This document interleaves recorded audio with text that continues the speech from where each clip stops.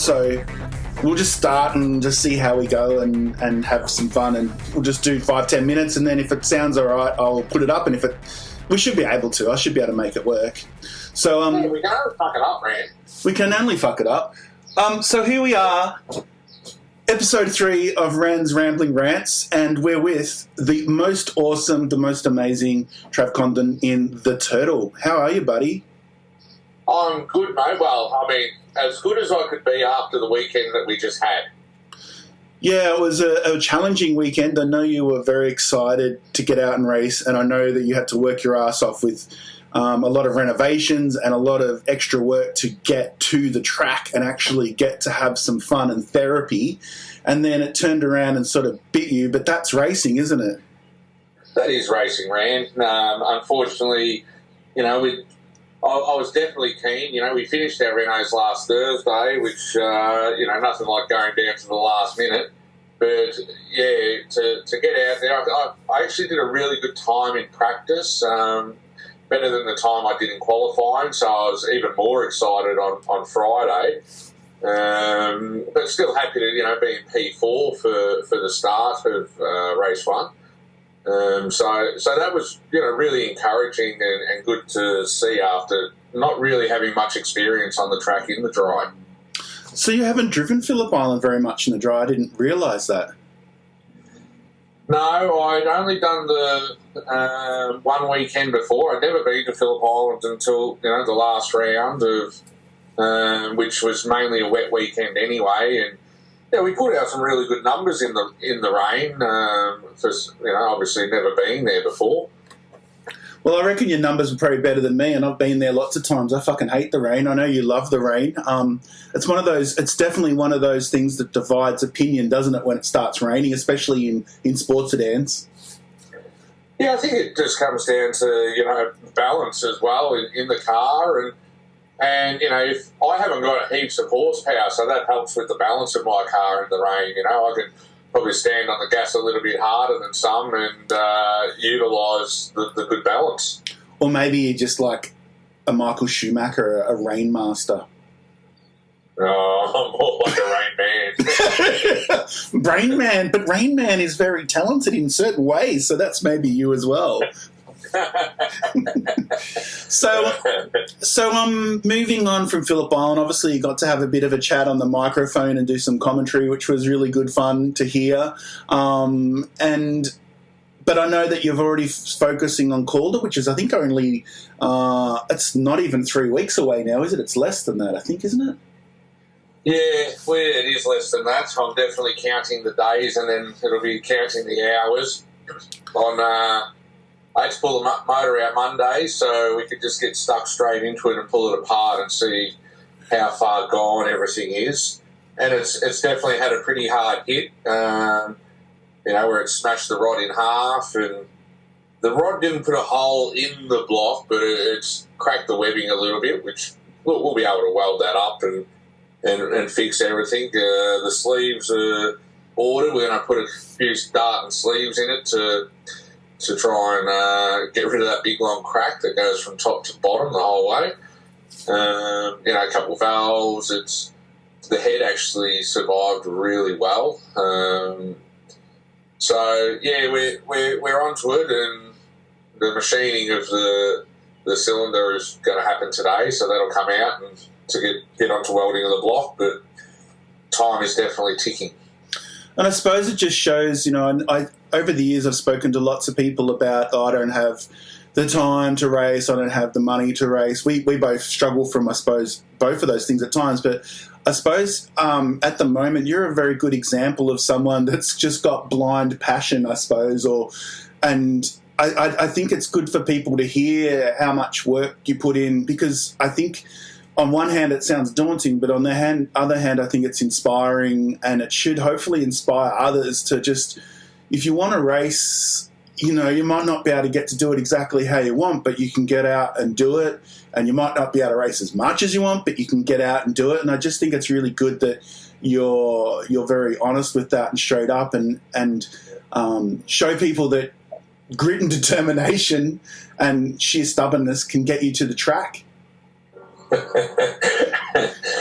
Very kind words, Rand. I've definitely got that sheer stubbornness about me. Look, my biggest drive is my passion. I just absolutely love cars. I love motor racing. I love my Corolla. It's part of me. I've had it 16 years now, and we've really come together in the last couple of years and made it happen. So I don't want to give up on my dream.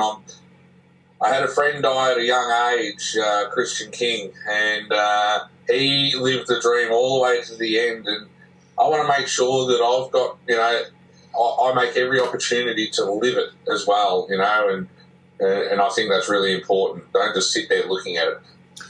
No, it is, and it is hard when, I suppose,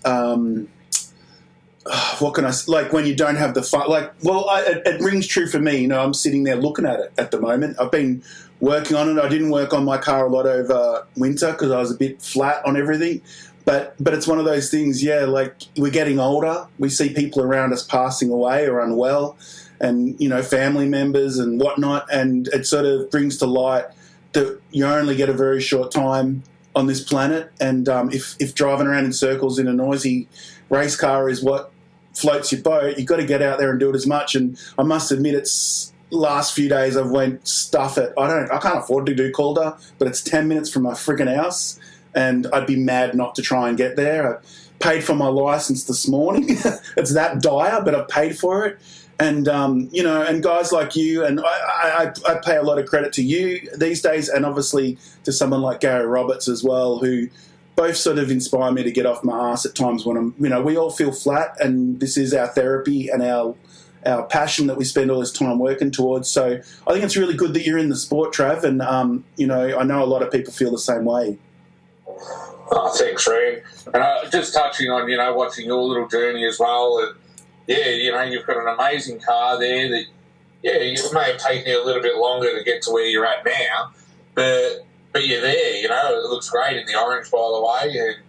And to touch on things like your recent video looking for sponsorship.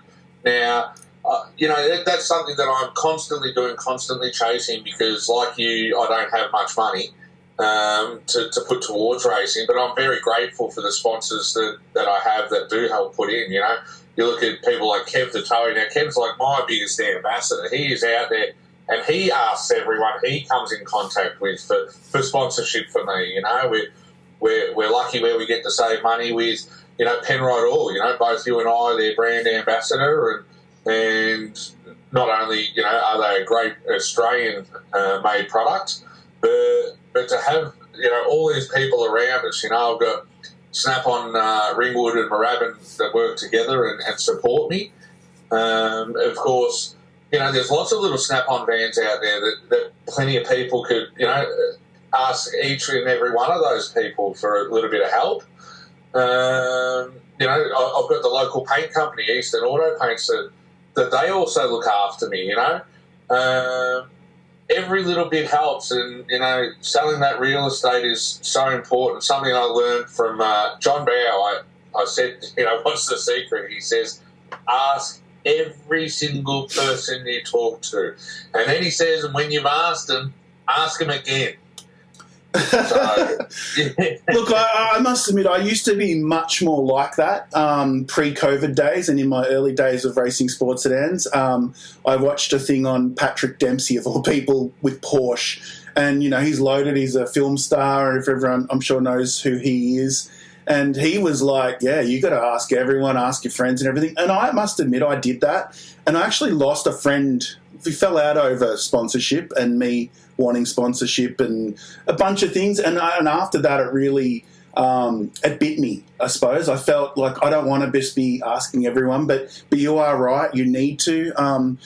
I'm slowly bringing that back in. But I sort of made a rule for myself, which works for me, and that is I don't ask friends for sponsorship. If a friend's got some coin and they want to, then they'll offer it. I don't need to ask, you know what I mean? But if they don't, it's all right too, because they're my mate. So that's the way I've sort of approached it. It definitely hurts because I don't get as much sponsorship. Since COVID days, I think a lot of businesses are struggling, but you are right. Whoever does support you, you need to be talking about him flat out, which gives me an opportunity to say Autobahn Sunbury. Adam there, who's been so nice to me ever since I moved here, even though I look like a crazy demonic biker when I first moved to Sunbury, and was always riding to his shop on this dirty Harley that was so loud, and he was always so nice to me, and to this day the guy still helps me.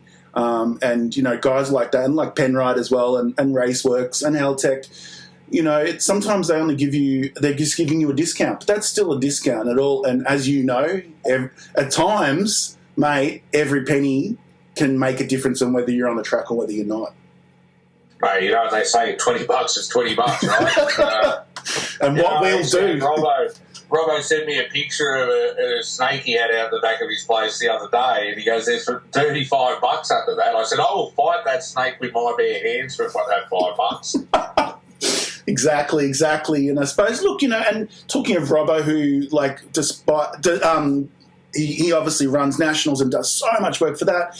But, I think some people also get a bit, they're like, oh, well, people like Robbo have it easy. Robbo doesn't have it easy. He works every minute of every day in his business. He doesn't chase sponsors. He chases business because his business can make money, and that's how he funds his racing. But, that guy is working, I'm going to say 38 instead of 24/7, you know what I mean? He's working beyond, and I think some people forget that those guys that we see with money aren't chasing sponsors, they're chasing their business, and that's how they make money. And I suppose the thing about that is you need to find your way of getting on track and generating income to be able to follow your passion. Because let's be honest, none of us are going to Formula One or supercars. We're not career race drivers. We're just funny-looking fellas trying to drive around in circles, aren't we?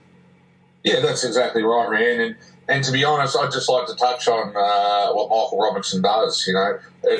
When I try ringing him, he may not ring me back for 3 or 4 days because he is so busy working. It is, and I mean not just 9 to 5. He like 7 a.m. to 8 p.m. at least. Monday to Sunday. And I got so much respect for him. And, in his spare time, he then organises things with the Nationals, and which he puts together such a great show. Like, mate, I got so much respect for him. And then he still has time to talk to me, who's just a little nobody at the back of the field, or, just having a go. And, mate, I can't say enough about Robbo. And he even has time to argue with us about rules and crap that we want to go on about. I know that, I've seen his frustrations sometimes in private messages back and forth about this and that. And, he's still...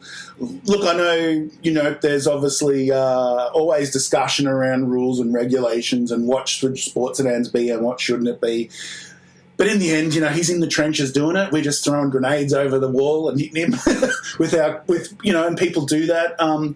But he takes the time to discuss it, even when it's, he gets asked some fucking stupid questions, to be honest, and that people could work out very quickly by just reading the rules. So, you got to respect that. I'd probably have told him all to jack off, bugger off, you idiots. And by the way, we can swear on this. This is not Channel 31, so we can swear all we want. Oh, look, mate, I'm not that type of bloke. You got sideburns. You definitely are that type of bloke.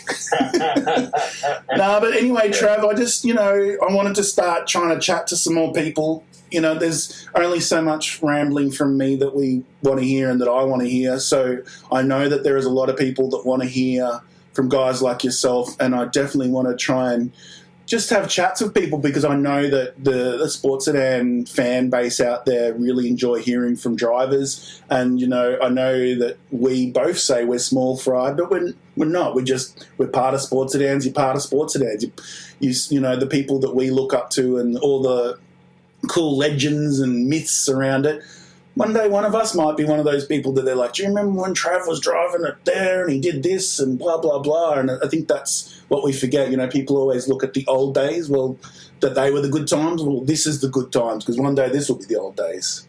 Yeah, this is true, Rand. And, as much as, you don't put much value on yourself at times, I've got to say you're very opinionated. Everyone says, fuck, Rand's opinionated. Am I? And they don't always fucking love what Rand's got to say. And they're like, oh, fucking he is rambling on again. But you know what? I think for sports sedans, you're very good at what you do. as far as promoting the category goes. You know, especially with, you know, doing all the social media stuff that you were doing, and, you know, just watching you do all the social media stuff for the Nationals this year. There's a lot to learn for other categories to take from you and how much work you put into it. You know, don't downgrade yourself in that category. Yeah, you've got some fucking stickers stuck all over yourself, but hey, you know, we all make stupid decisions.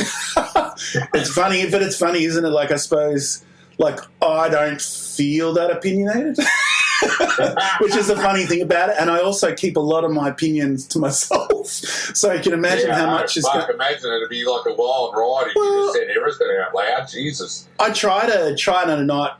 I don't know. It's weird. Obviously, whenever you get someone else's perspective on yourself, it's always quite often very different to what you think.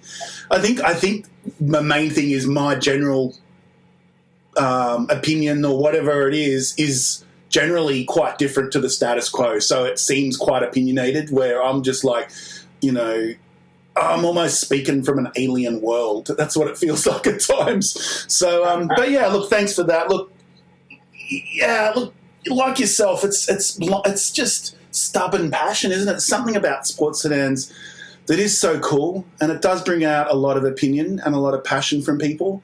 I've always tried to keep what I do away from going down the supercar route of social media where they allow just people to abuse each other.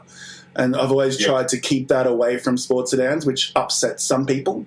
But we can talk about things, but I think you can't get into just being a prick to each other.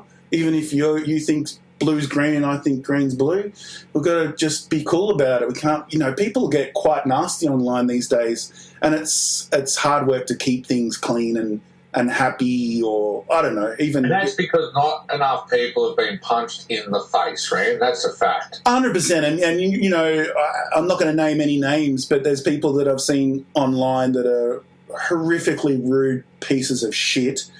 And then you see them in person, and do you think they say boo? You know, like, no one tells me that I'm this or that, but I'm sure they say it behind my back or online because it's safe for them. Not that I don't give a shit. Like, whatever, if you don't like me, that's up to you. It's a big planet. There's space for all of us for the most part. So, but yeah, anyway, look, it's been good to chat to you. This is the first attempt at doing a chat to someone else via the computer. So we'll see how it goes. I definitely want to catch up with you again, and we'll talk about Bathurst. At this stage, we're both going up to Bathurst, you to drive, me to just drink beer and watch you guys and be opinionated.